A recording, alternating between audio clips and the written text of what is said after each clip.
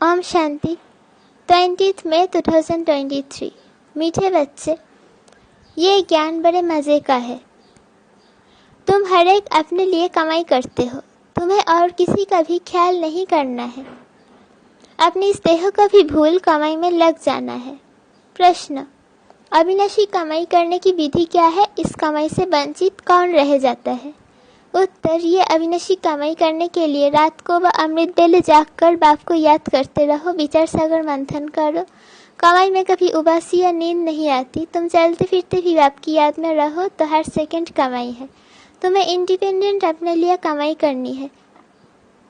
जो उस विनाशी कमाई में लोभ में ज़्यादा जाते वो इस कमाई से वंचित हो जाते।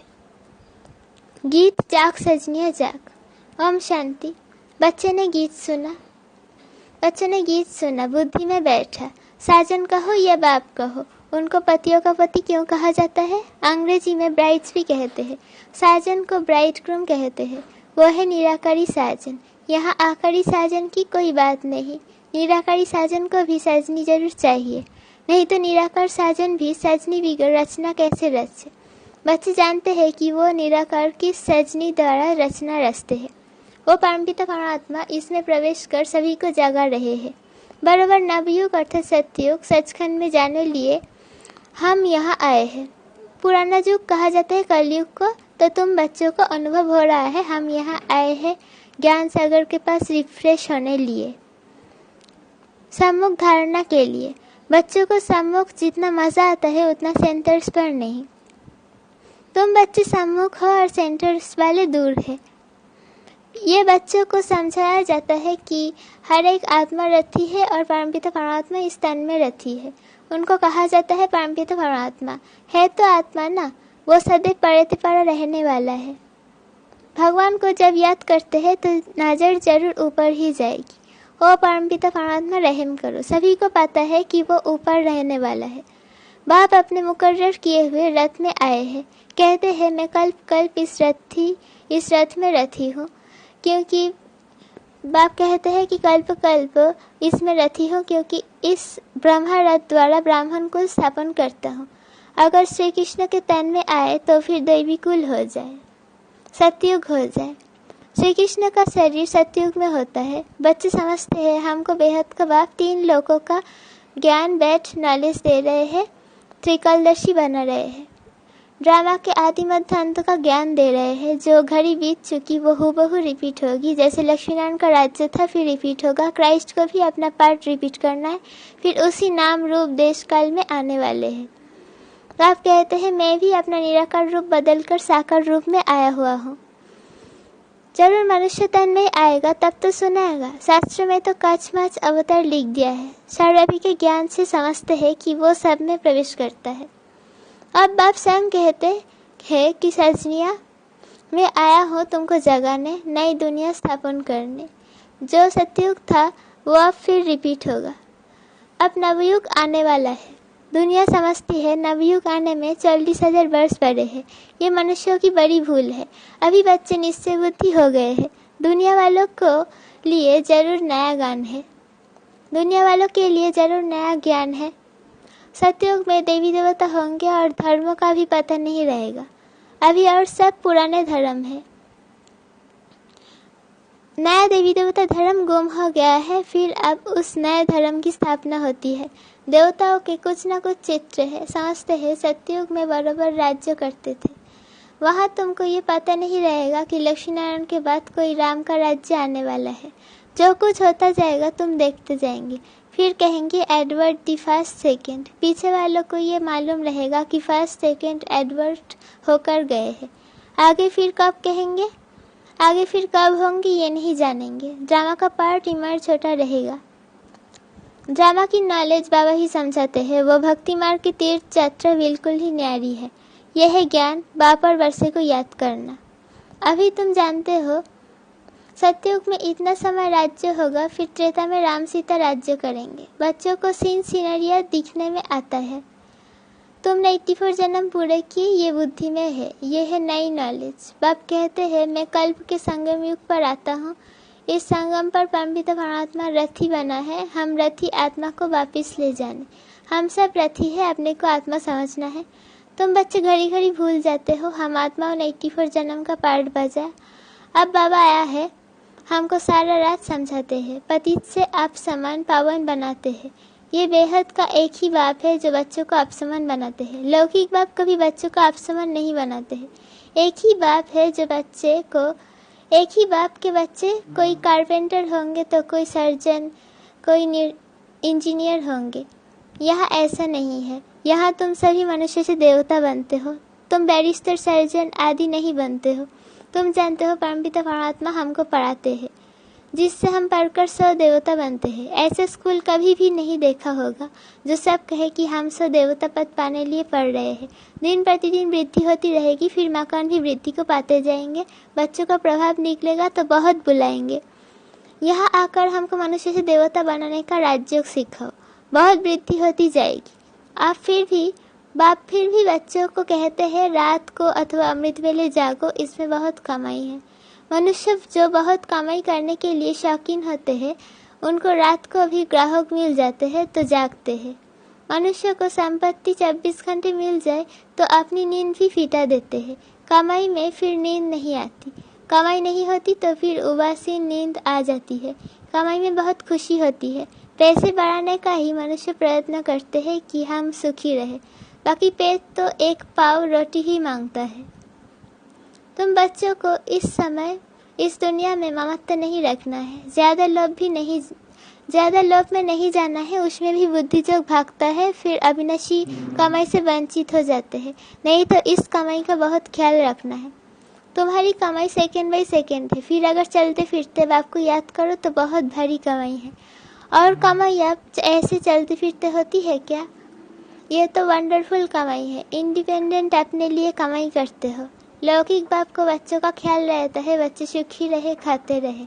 इसमें बाल बच्चों का ख्याल नहीं रहता। अपने लिए कुछ जन्म की कमाई करो, कैसा मजे का ज्ञान है। हर एक बच्चों को अपने लिए कमाई करनी है। बाल बच्चे, मित्र संबंधियों को भी याद नहीं करना है, अपनी देह को भी याद नहीं करना है। बाबा को भले इस देह में आना पड़ता है, परंतु है तो देही अभिमानी।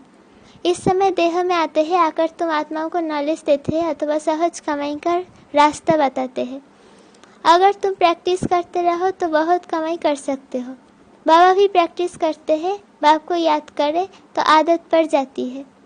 अपने को भूल शिव बाबा याद रहता है, क्योंकि शिव बाबा की इसमें प्रवेशता है। ये बाबा समझता है मैं ब्रह्मांड का मालिक हूँ। लौकिक बाप के बच्चे को रहता है ना कि हम बाप की मिल्कियत के हकदार हैं, तो इस ब्रह्मा बाबा को भी रहता है कि हम ब्रह्मांड के मालिक हैं। बाबा की प्रवेशता है ना, तो वो नशा रहता है हम ब्रह्मांड के मालिक हैं, प्रॉपर्टी का भी मालिक हूँ। शिव बाबा खुद तो विश्व का मालिक नहीं बनते हैं, मैं ब्रह्मांड का मालिक तो विश्व का मालिक भी बनता हूँ। बाबा सिर्फ ब्रह्मांड का मालिक है, तुम भी विश्व का मालिक बनते हो ना। राजा चाहे प्रजा समझते हैं हम विश्व के मालिक हैं, जान गए हैं हम विश्व के मालिक हैं। ये समझने से भी खुशी का पारा चढ़ा रहेगा। गाया हुआ भी है, अतीन्द्रिय सुख पूछना हो तो गोपी वल्लभ के गोप गोपियों से पूछो।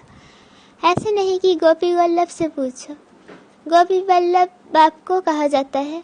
वल्लभ अर्थात बाप को तो विश्व के मालिक बनने का सुख पाना नहीं है। बाप कितना ऊंचा उठाते हैं। ये ब्रह्मा कहते हैं कि मैं भी अपने को ब्रह्मांड का मालिक समझता हूँ। सारी दुनिया में ये कोई भी समझ नहीं सकते कि मैं ब्रह्मांड का मालिक हूँ।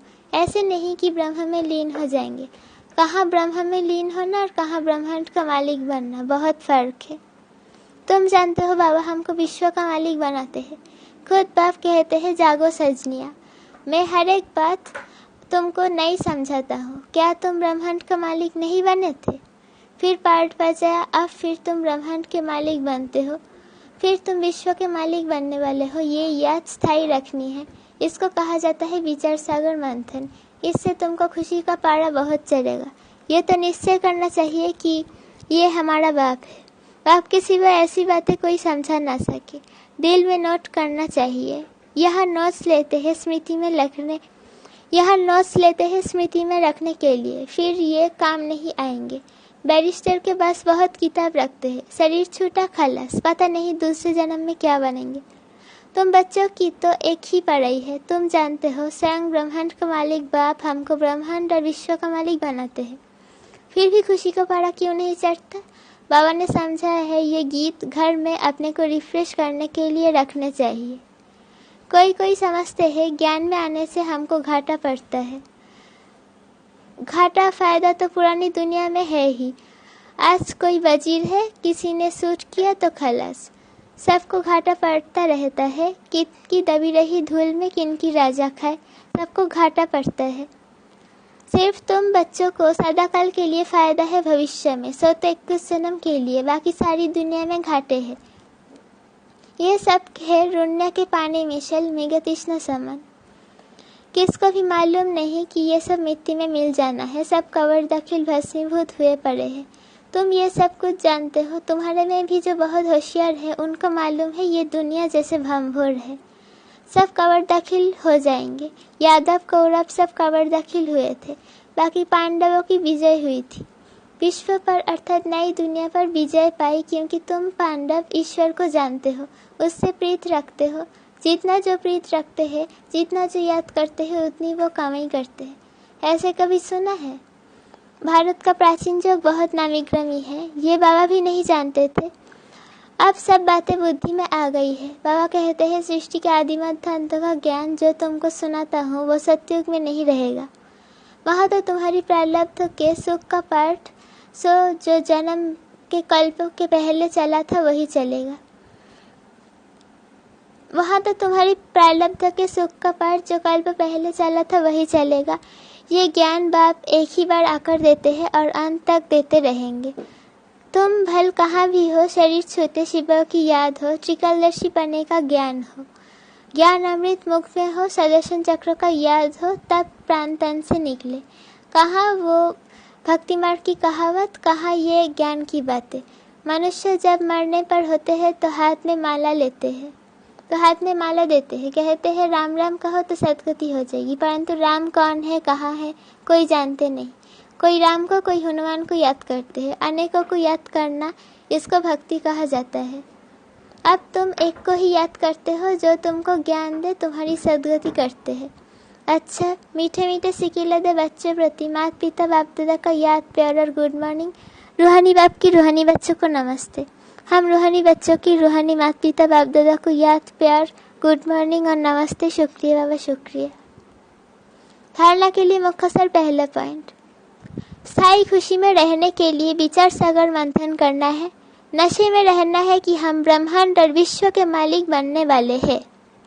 दूसरा पॉइंट, एक बाप से सच्ची प्रीत रख कमाई करनी है। हम आत्मा इस देह में रथी है, रथी समझ देही अभिमानी बनने की अभ्यास करना है। वरदान, नए ते नए ऊंचे ते ऊंचे संकल्प द्वारा नई दुनिया की झलक दिखाने वाले श्रेष्ठ आत्मा भव। नया दिन नई रात तो सब कहते हैं, लेकिन आप श्रेष्ठ आत्माओं का हर सेकंड, हर संकल्प नए ते नया, ऊंचे ते ऊंचा, अच्छे ते अच्छा रहे तो चारों ओर से नई दुनिया की झलक देखने का आवाज़ फैलेगा और नई दुनिया के आने की तैयारी में जुट जाएंगे। जैसे स्थापना के आदि में स्वप्न और साक्षात्कार की लीला विशेष रही, ऐसे अंत में भी यही लीला प्रत्यक्षता करने के निमित्त बनेगी। स्लोगन, मायाजीत बनना है तो एक बाप को ही अपना कंपेनियन बनाओ और उसी की कंपनी में रहो। मायाजीत बनना है तो एक बाप को ही अपनी कंपेनियन बनाओ और उसी को ही अपने कंपनी में रखो। मायाजीत बनना है तो एक बाप को ही अपना कंपेनियन बनाकर उसी की कंपनी में रहो। ओम शांति।